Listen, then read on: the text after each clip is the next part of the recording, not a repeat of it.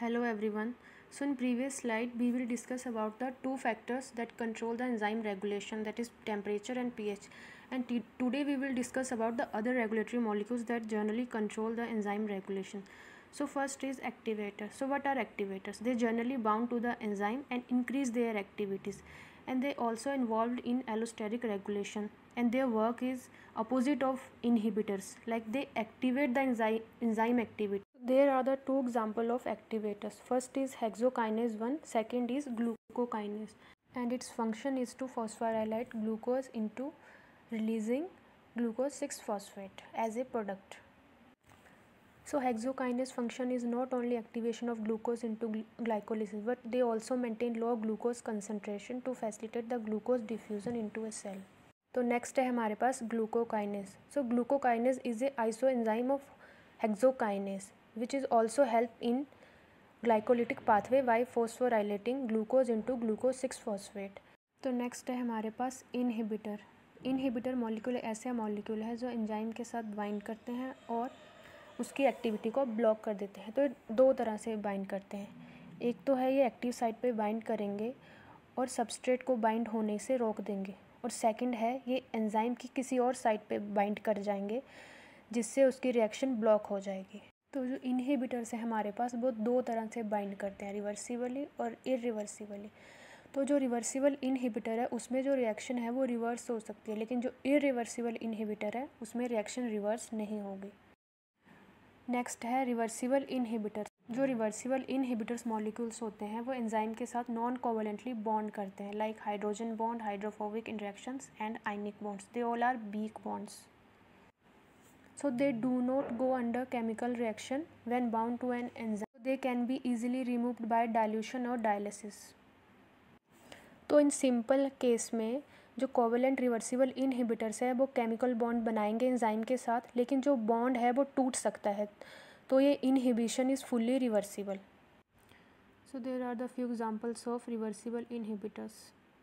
जो reversible inhibitor है further categorized किए गए हैं डिफरेंट टाइप्स में कि इफ़ेक्ट क्या है इनहिबिटर का on the Vmax and Km. जो वीमैक्स है वो है हमारे पास maximum reaction rate catalysed by the enzyme, and Km है हमारे पास the concentration of substrate resulting in half maximal enzyme activity. क्योंकि जो कंसंट्रेशन ऑफ एंजाइम सबस्ट्रेट की वो वेरी करती है, तो उस बेस पे इनको फर्दर कैटेगराइज्ड किया गया. हाँ, मैंने सिर्फ 3 दिए हैं क्योंकि ये मेन इंपॉर्टेंट है, उसमें से भी 2 ही मेन इंपॉर्टेंट है. तो कम्पिटिटिव इनहिबिशन क्या होगा, जैसे आप इसके मतलब से समझ ही रहेंगे. कम्पिटिटिव का मतलब कम्पीट करेंगे, इनहिबिटर और सबस्ट्रेट आपस में कम्पीट करेंगे एंजाइम के साथ बाइंड होने के लिए.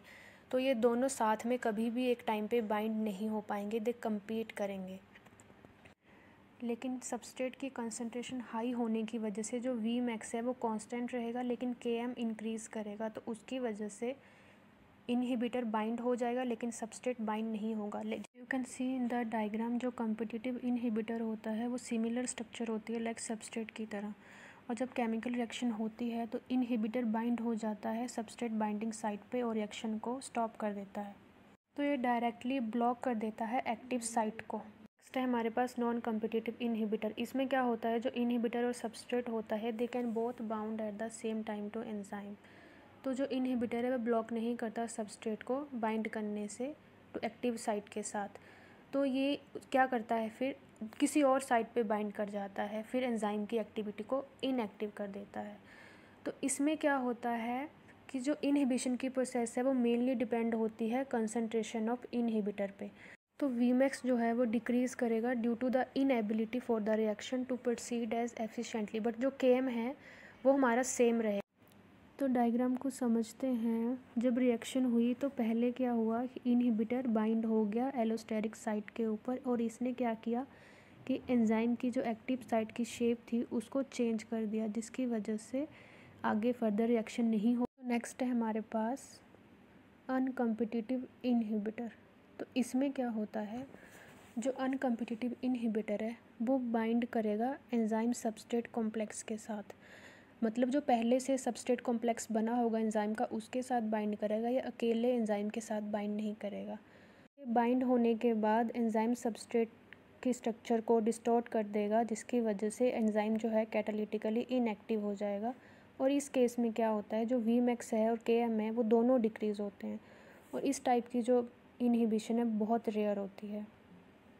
तो स्ट्रक्चर से आपको समझ आ ही रहा होगा कि सबस्ट्रेट भी बाइंड हो गया, लेकिन अनकम्पिटिटिव इनहिबिटर बाइंड होने की वजह से इसकी जो एंजाइम की जो स्ट्रक्चर है वो डिस्टॉर्ट होगी, उसकी वजह से आगे एंजाइम फर्दर रिएक्शन नहीं होगी और जो एंजाइम है वो इनएक्टिव हो जाएगा। नेक्स्ट है इरिवर्सिबल इनहिबिटर।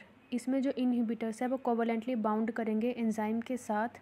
तो इसमें क्या होता है, जो इनहिबिटर है वो specific for one class of enzyme के लिए होंगे, do not inactivate all proteins, मतलब ये स्पेसिफिक एंजाइम पे ही एक्ट करेंगे, सब प्रोटीन्स को इनएक्टिव नहीं करेंगे।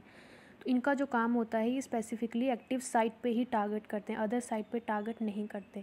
तो जो सुसाइड इनहिबिशन है उसमें क्या होगा कि जो एंजाइम है वो कन्वर्ट करेगा इनहिबिटर को इनटू ए रिएक्टिव फॉर्म में इन इट्स एक्टिव साइट में, और इसकी एग्जांपल हमने दे रखी है NN डाईमिथाइल प्रोपरग्लाइअमाइन। नेक्स्ट है हमारे पास, तो ग्रुप स्पेसिफिक इनहिबिटर का एग्जांपल हमने दे रखा है डाई आइसोप्रोपाइल फॉस्फोफोरिडेट आइडोएस्टामाइड। तो आई होप आपको ये समझ आया होगा। फर्दर हम नेक्स्ट लेक्चर में पढ़ेंगे।